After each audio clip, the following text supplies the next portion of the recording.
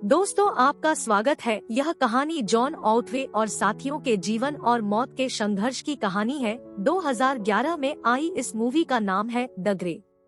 इस मूवी का hero John Otway वह इंसान है जो अपनी जिंदगी से बिल्कुल भी प्यार नहीं करता। वह अपने दोस्तों के साथ एक प्लेन क्रैश में फंस जाता है, जहां पर उसकी और उसके साथियों की जिंदगी का कभी भी अंत हो सकता है। इस कहानी की शुरुआत में जॉन को देखते हैं जो अपनी जिंदगी से बहुत परेशान है। जॉन अपनी पत्नी को बहुत प्यार करता है और उसकी मौत के बाद बहुत दुखी है। वह अपनी पत्नी के लिए एक लेटर लिखता है कि तुम मेरी जिंदगी से हमेशा के लिए दूर चली गई और मैं जानता हूँ कि अब तुम कभी भी वापस नहीं आओगी और इस सब के लिए मैं अपने आप को जिम्मेदार समझता हूँ। हो सकता है कि आज मैं अपनी जिंदगी का खात्मा कर दूं। रात को जॉन अपनी गन से अपने आप को मारने की कोशिश करता है, लेकिन वह अपने आप को नहीं मारता। जॉन अलास्का में एक ऑयल कंपनी में काम करता है और उसका काम कंपनी में काम करने वाले लोगों को भेड़ियों के हमलों से बचाना है, क्योंकि वहाँ जंगल में बहुत सारे भेड़िए हैं। और एक दिन एक भेड़िया काम कर रहे लोगों पर हमला कर देता है। तभी जॉन भी दूर से निशाना लगाता है और वह भेड़िए को गोली मार देता है। वह उसके पास जाता है तो वह अपनी जिंदगी की आखिरी सांसें ले रहा होता है। जॉन भेड़िए पर हाथ रख कर कहता है कि आज आखिरी बार। दरअसल जॉन का आज इस कंपनी में आखिरी दिन है और कल वह अलास्का और इस नौकरी को छोड़कर हमेशा के लिए यहाँ से चला जाएगा। अगले दिन जॉन अपने साथ काम करने वाले कुछ लोगों के साथ प्लेन में बैठकर वहाँ से जा रहा होता है और रास्ते में उनका प्लेन अलास्का के जंगलों के बीचों बीच क्रैश हो जाता है और वे सब के सब अलास्का के जंगलों में फंस जाते हैं, जहां पर चारों तरफ पहाड़ ही पहाड़ है और इतनी ज्यादा ठंड है कि जीवित रहना मुश्किल और नामुमकिन है। इस क्रैश में काफी लोग मारे जाते हैं।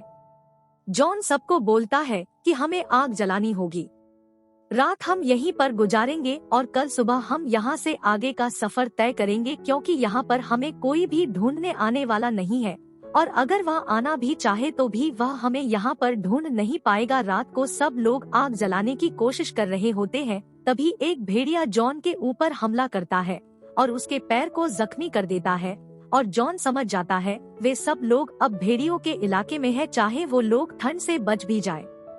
लेकिन भेड़िए उन्हें कभी नहीं छोड़ेंगे, क्योंकि वो आदमखोर होते हैं और अब उनके मुंह में इंसानी खून लग गया है। सभी लोगों को बोलता है कि आसपास जितनी भी लाशें हैं उनको यहाँ से हटाना होगा, ताकि भेड़िए यहाँ पर दोबारा हमला न कर दे, क्योंकि उनको पता है कि हम सब यहाँ पर जख्मी हैं और वे हवा में खून की गंध को सूंघ सकते हैं। रात को जब सब लोग आग के पास बैठे होते हैं, तभी जॉन अपने चारों तरफ भेड़ियों के होने का एहसास करता है। वह लकड़ी की मशाल उठाता और अंधेरे की तरफ जाता है। वहाँ पर एक नहीं बल्कि कई सारे भेड़िए होते हैं। जॉन अपनी सभी साथियों को बोलता है कि कोई भी यहाँ से नहीं भागेगा, क्योंकि अगर उन्होंने भागना शुरू किया तो भेड़िए उन पर हमला कर देंगे। सब के सब वहाँ पर खड़े रहते हैं और कुछ ही देर बाद भेड़िए वहाँ से चले जाते हैं। जॉन कहता है कि हम सबको बारी बारी यहाँ पर पहरा देना होगा, ताकि बाकी के लोग आराम से सो सकें। सबसे पहले जॉन पहरा देता है, लेकिन जॉन के बाद जो दूसरा आदमी पहरा देने के लिए आता है रात को सो जाता है और भेड़िए उस पर हमला कर उसे मार देते हैं। उसकी चीखने की आवाज किसी को भी सुनाई नहीं देती और सुबह सब उसकी लाश को देखकर डर जाते हैं। तब जॉन कहता है कि भेड़ियों ने उसे खाया नहीं, सिर्फ मारा है।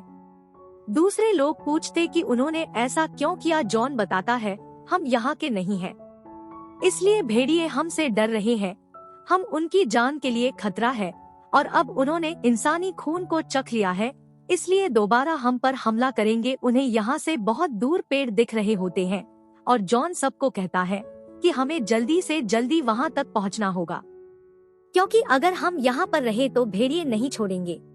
पेड़ वहाँ से बहुत दूर होते हैं और साथ ही साथ यहाँ पर बर्फीला तूफान भी चल रहा होता है। तभी जॉन और उसके 5 साथी मरे हुए लोगों के वॉलेट ले लेते हैं, ताकि वह उनके घर वालों तक उन्हें पहुंचा सके, और अब उन पेड़ों की तरफ चलना शुरू कर देते हैं। जॉन जानता था कि भेड़िए उनका पीछा जरूर करेंगे और उन्हें मार देंगे, और साथ ही साथ यहाँ पर हवा इतनी तेज चल रही है और बर्फ गहरी होती जा रही है कि उन्हें एक एक कदम आगे बढ़ाने में दिक्कत हो रही है। तभी 6 में से उनका एक साथी थोड़ा सा पीछे रह जाता है। भूख और थकान के कारण गिर जाता है और तभी चारों तरफ से भेड़िए उस पर हमला कर देते हैं।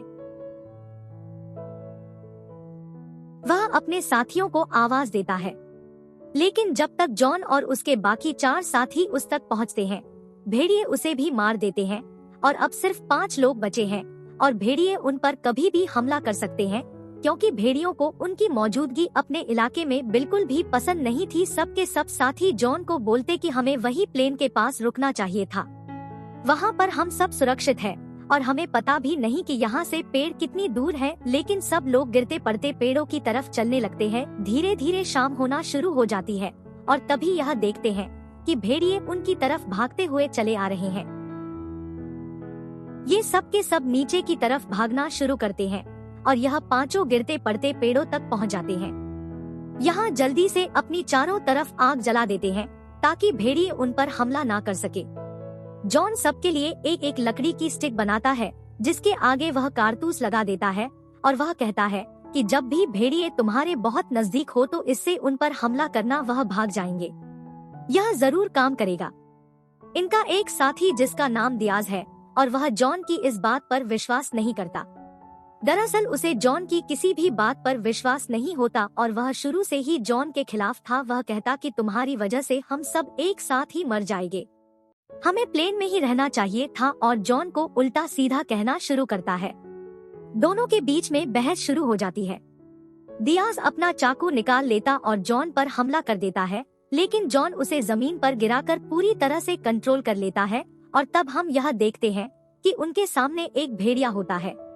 वह सब के सब एक साथ खड़े हो जाते हैं और वह भेड़िया सिर्फ उन्हें देख रहा होता है। काफी देर तक देखने के बाद और भेड़िया वहाँ से चुपचाप चला जाता है।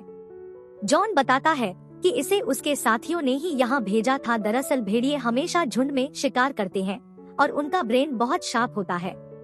इसके बाद सब अपने चारों तरफ आग जलाकर बैठे होते हैं।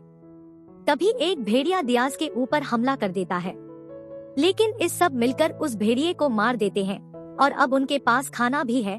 और जब वे उस भेड़िए को पका रहे होते तभी चारों तरफ से भेड़ियों की आवाज भी आना शुरू हो जाती है, क्योंकि इन्होंने उनके एक साथी को मारा था और जॉन समझ जाता है कि अब वह भेड़िए उन्हें नहीं छोड़ेंगे। वह कहता है कि हमें अभी यहाँ से निकलना होगा और पांचों ही अपने हाथों में मशाल लेकर वहाँ से निकलकर आगे बढ़ना शुरू कर देते हैं। चारों तरफ घोर अंधेरा है, लेकिन उनके पास अब कोई भी रास्ता नहीं है। पर वह सब बहुत दूर तक नहीं जा पाते, क्योंकि उन्हीं में से एक आदमी जिसका नाम जैक्सन है, उसकी तबीयत खराब होना शुरू हो जाती है और उन सबको रुकना पड़ता है। लेकिन वे एक ऐसी जगह पर रुकते हैं जहां पर भेड़िए उन पर सिर्फ सामने से ही हमला कर सकते हैं। यह सबसे महफूज जगह थी। यहाँ पर आग जला लेते हैं और अब इन सबको पता था कि हो सकता है कि इनमें से कोई भी कभी भी इस दुनिया को छोड़कर चला जाए। इसीलिए सब अपने अपने परिवार को याद करते और तभी आसमान में बादल गरजने शुरू हो जाते हैं। जॉन कहता है कि लगता है बर्फीला तूफान शुरू होने वाला है और अगर तूफान आया तो आग बुझ जाएगी और हो सकता है कि भेड़िए इन्हें ना भी मारे पर यहाँ पर ठंड से मर जाएंगे। और कुछ देर बाद तूफान शुरू हो जाता है। उनकी आग बुझ जाती है और सुबह जॉन की आँख खुलती है तो वह देखता है कि जैक्सन, जिसकी तबीयत खराब थी, वह बिल्कुल बेहोश है और अकड़ा हुआ है। उसे उठाने की बहुत कोशिश करता है, लेकिन अब जैक्सन इस दुनिया को छोड़कर जा चुका था। उसकी मृत्यु हो चुकी है और बाकी के सब लोग भी आसपास अधमरे पड़े होते हैं। जॉन वहाँ पर आग जलाता है और कुछ देर बाद जब तूफान पूरी तरह से थम जाता है तो ये सब यहाँ से आगे बढ़ने के लिए तैयार हो जाते हैं। और तभी जॉन को वहाँ पर एक कटा हुआ पेड़ दिखता है जिस पर एक निशान होता है। जॉन कहता है कि मैं इस निशान को पहचानता हूँ। यहाँ पर जितने भी पेड़ हैं उन सबको दर्ज किया जाता है, यानी कि गवर्नमेंट उनका हिसाब अपने पास रखती है और हम किसी शहर के नजदीक है।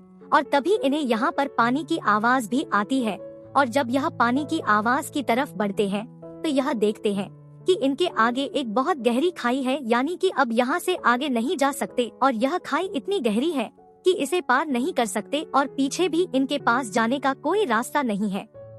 जॉन अपने तीनों साथियों से कहता है कि देखो, हमारे सामने बहुत सारे पेड़ हैं, हमें एक लंबी रस्सी चाहिए और हम में से किसी एक को यहाँ से इन पेड़ों पर कूदना होगा ताकि वह रस्सी वहाँ पर बांध सके और हम तीनों के तीन वहाँ पर पहुँच जाए और सब उसकी बात मान जाते हैं, क्योंकि उनके पास इसके अलावा कोई भी रास्ता भी नहीं था। उनके पास एक रस्सी होती है, लेकिन वह इतनी लंबी नहीं होती, इसीलिए उन्हें इस रस्सी के साथ कपड़े भी बांधने पड़ते हैं। और अब उनमें से एक आदमी कपड़े का एक सिरा पकड़कर पहाड़ से पेड़ों की तरफ कूद जाता है, और जैसे ही वह कूदता है तो रस्सी जहाँ पर कपड़े के साथ बंधी होती है वह उस पॉइंट से खुल जाती है, और अब कपड़े वाला पॉइंट भी खाई में गिरने वाला होता है कि इनमें से एक उसे पकड़ लेता है। ऐसा करने से उसकी जान जाते जाते बच जाती है, और इसके बाद बाकी सब एक एक करके पेड़ तक पहुँच जाते। लेकिन आखिर में एक साथी, जिसका नाम गेट होता है, उसका पैर हुक में फंस जाता है, और जब वह अपना पैर छुड़ाने की कोशिश करता है तो रस्सी टूट जाती है और वह ऊंचाई से पेड़ों से टकराता हुआ नीचे जमीन पर गिर जाता है।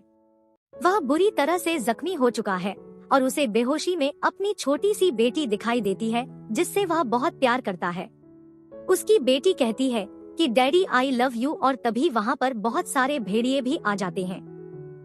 हालांकि जॉन और उसके दो साथी उसे बचाने के लिए पेड़ से जल्दी जल्दी नीचे उतरने लगते हैं कि उसे बचाया जा सके हैं, लेकिन जब तक नीचे पहुंचते तब तक भेड़िए उसे खींचकर अपने साथ ले जा चुके होते हैं, और अब ये तीन लोग ही बचे हुए होते हैं और इन्हें चारों तरफ से सिर्फ भेड़ियों की आवाजें ही सुनाई पड़ती है।